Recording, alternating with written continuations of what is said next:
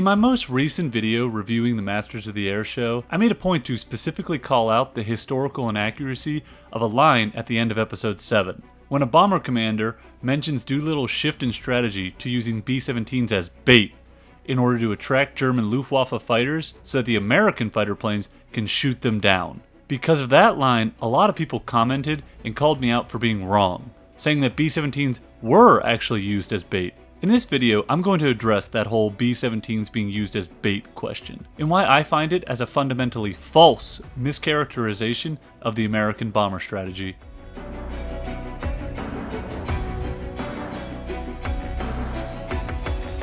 For starters, I am aware that in the book that the show was based on, it specifically stated the bait strategy. As well, a variety of other historians can be found to have used the word bait when describing the American shift in bombing strategy in early 1944. However, to me, the word bait is simply the wrong word to oversimplify a much more complicated Allied strategy.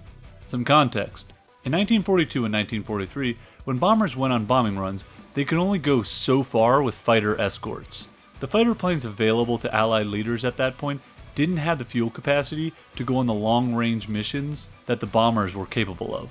That meant for large portions of missions, the bombers and B-17s were exposed over enemy territory to fighter attacks. Those fighter attacks could be incredibly deadly to big, hulking bombers. Then, in 1944, everything changed when the P-51 Mustang was introduced. That fighter had a range of roughly 600 miles and could outclass anything the German Luftwaffe could put in the air. This gave Allied leadership a whole new broad scope with which to approach the air war.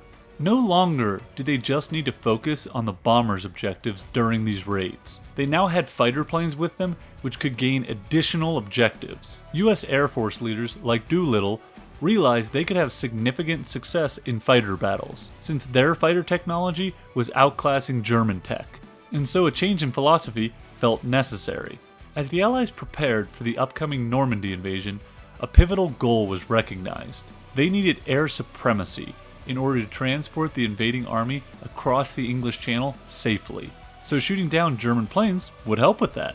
However, in order to destroy the Luftwaffe, it was not simply about just shooting down planes. Targeting oil fields, air production centers, and transportation networks were all part of that broad plan to gain air supremacy.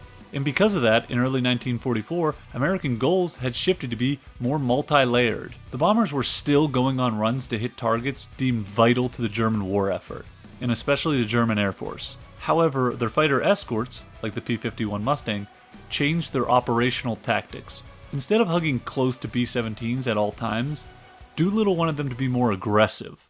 Once they came in contact with Luftwaffe fighter planes, American planes were expected to hunt out and destroy any of those fighters in their vicinity. That is what I mean when I say multi-layered goals.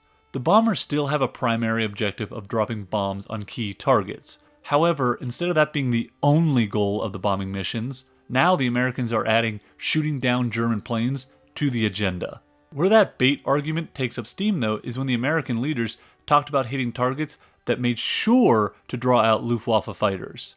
However, the reason those targets would bring out German fighters was because they were absolutely critical to the German war effort, and targets that the Allies always wanted to hit, and now they could because the P-51 Mustang gave them the operational ability to escort bombers further than ever before. If the Luftwaffe decided not to engage, then the missions were not considered failures, because the bombers would still be hitting important targets. When people use the word bait to describe those missions, I feel like it fundamentally misses the point. It implies American B-17 bombers were just being sent on missions to fly around France and Germany, attacking meaningless targets in the hope that the Luftwaffe would be drawn out. That is so far from the truth. If anything, the missions were safer than in 1943, because the P-51 Mustang existed and could outclass the German fighters, making those B-17s less exposed to a fighter attack. The change in strategy, at its core level, was elicited because of a change in technology. Allied leaders had an advanced fighter that could broaden their effect on the German war effort. Whereas before, the sole objective could only be, did the bombers hit their target? Now it could add shooting down German fighters. Technology has that effect on warfare. The more advanced you get, the more you have to adapt your goals.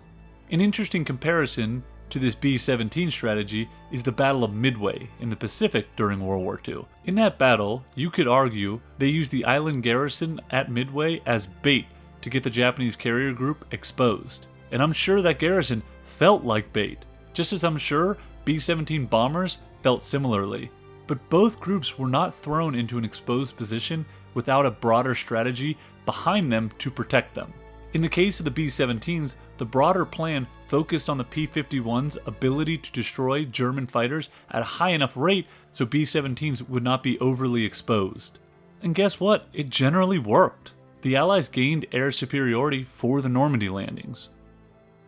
What I will say my review is guilty of, I discounted the effect the fighter battles had on the Luftwaffe. The loss of experienced pilots and planes in those engagements definitely hampered the Luftwaffe's operational ability during the D-Day landings. The combination of bomber strikes and fighter battles worked hand in hand to win the war in the air.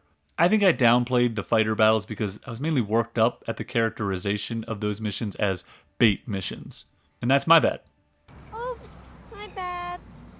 To me, bait is the wrong word to use when describing that strategy. You want good words? Data languager.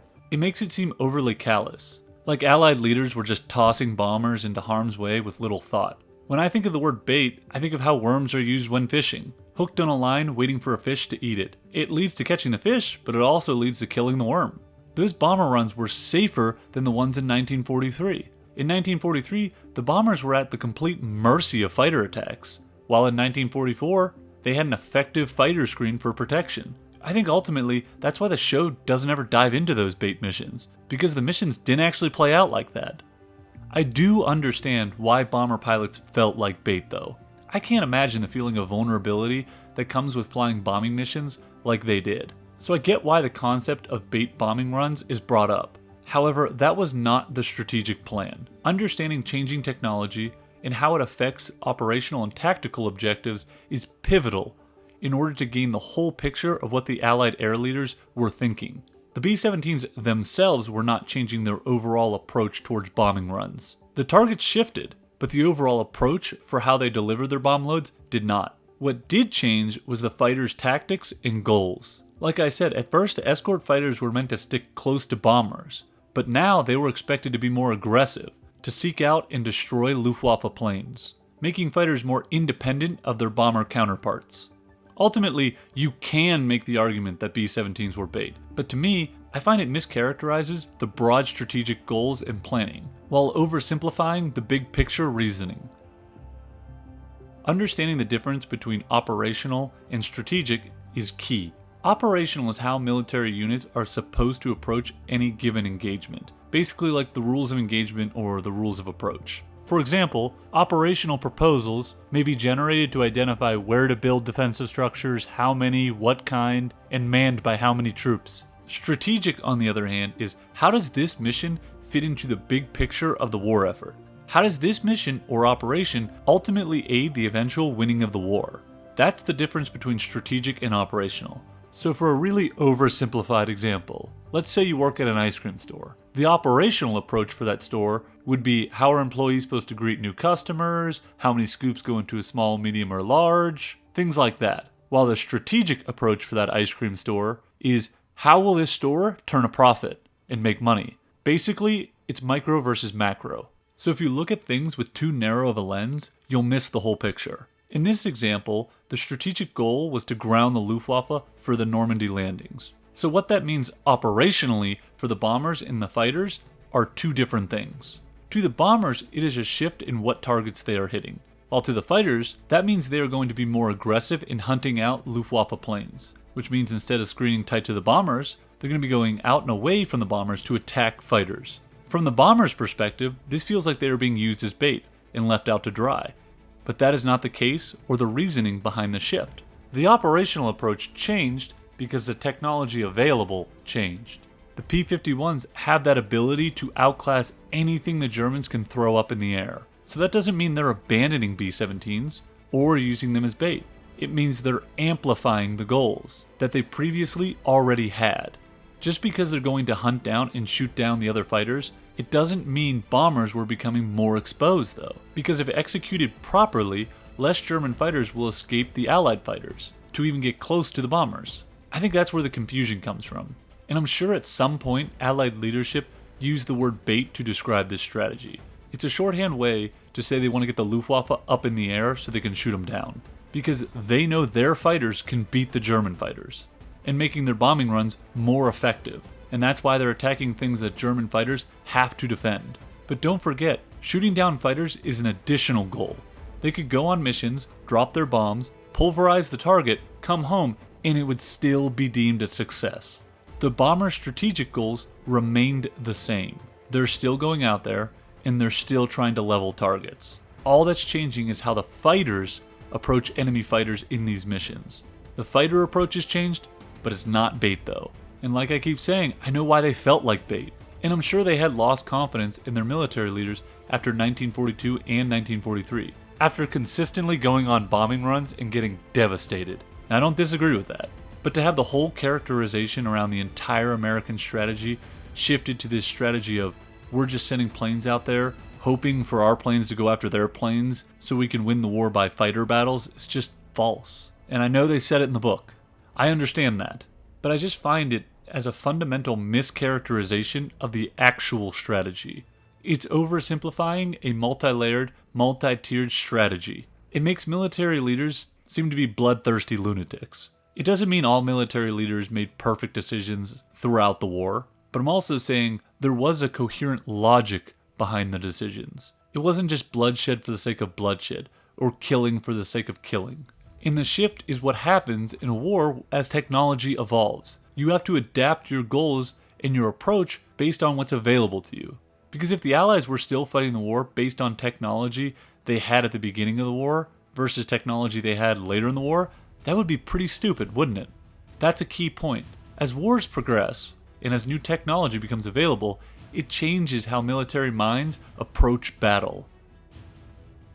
One of the most important things in warfare is how do you get the enemy to come to battle with you on your terms, not their terms. And that's what those Air Force leaders were doing by having bombers go after targets that the Luftwaffe had to defend. Because in that scenario, they're attacking targets that the Luftwaffe can't ignore.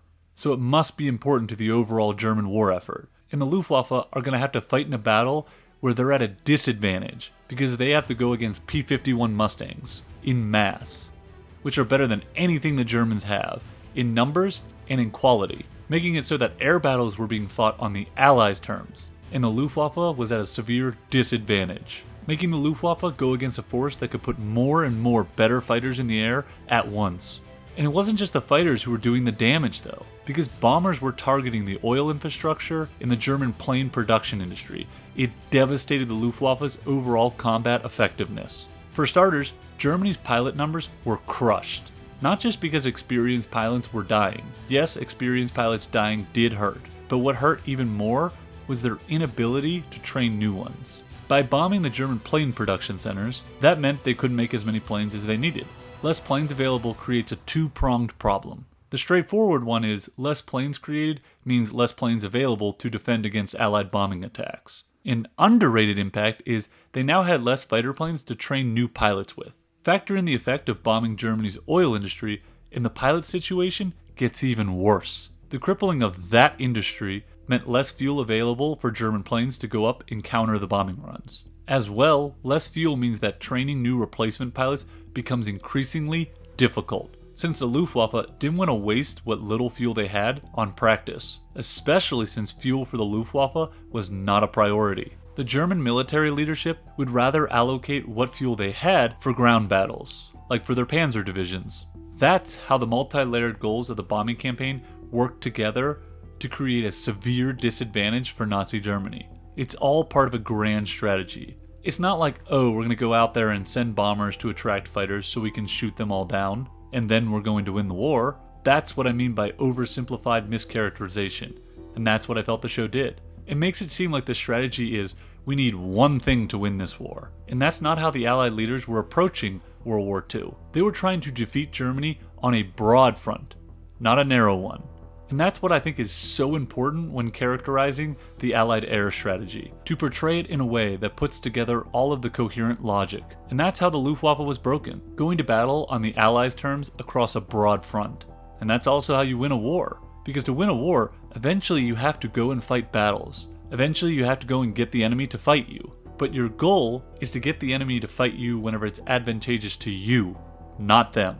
The Allies achieved that goal tremendously in the lead up to D-Day. And that's why I find Masters of the Air or any historian who uses bait to describe the Allied air strategy as wrong.